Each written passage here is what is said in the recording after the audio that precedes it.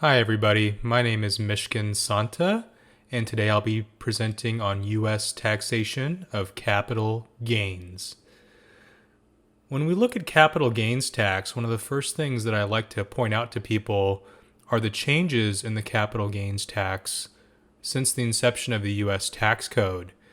As we can see here on this first slide, the first capital gains tax rate was the same as the regular income tax rate, and then slowly adjusts upwards from 12.5% to a maximum rate of 35% in 1979.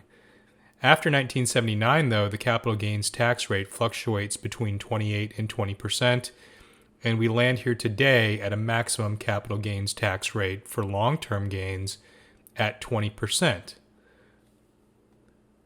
The next thing to discuss is cost basis. Anytime we try to figure out a capital gain, we always need to start with the cost basis of the asset that we're talking about.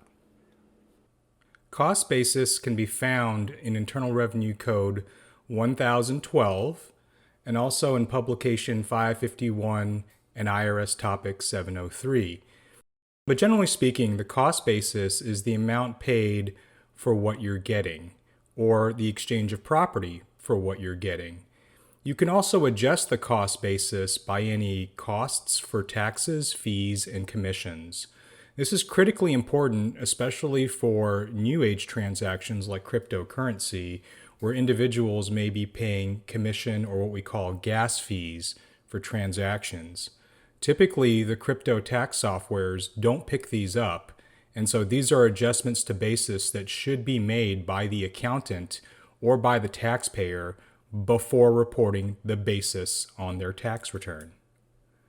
The cost basis of real property is what you paid for the real property when you purchased it, or what you exchanged for the real property when you received it.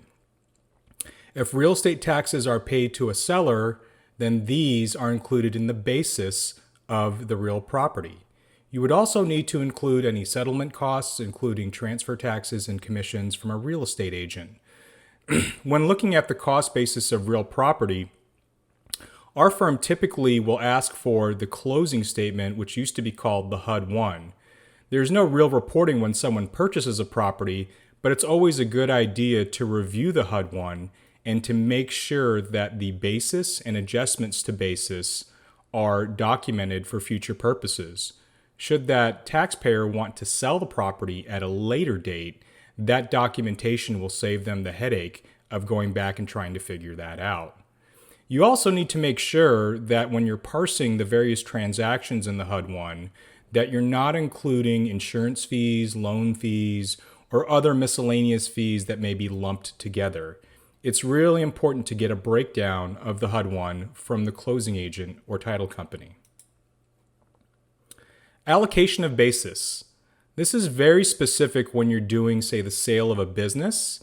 You need to allocate the basis to various assets. And so, for example, if we were going to, say, purchase a wide variety of assets for a lump sum, we'd want to go asset by asset and make sure that we're allocating the basis correctly. This is normally done by the buyer and seller when you're doing the sales contract.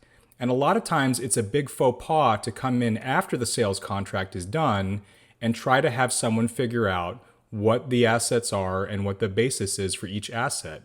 Again, this is something that should be agreed upon by the buyer and seller before the purchase is even done. And so when you're allocating basis, there's an order in which to do it for the assets. And on the slide that is before you showing allocation of basis, you'll want to follow these rules when you're allocating. So the first thing is you're going to want to look at certificates of deposit, U.S. government securities, personal property, including stock securities, and cryptocurrency. That's the first item that you're going to want to allocate basis to. The second would be accounts receivable.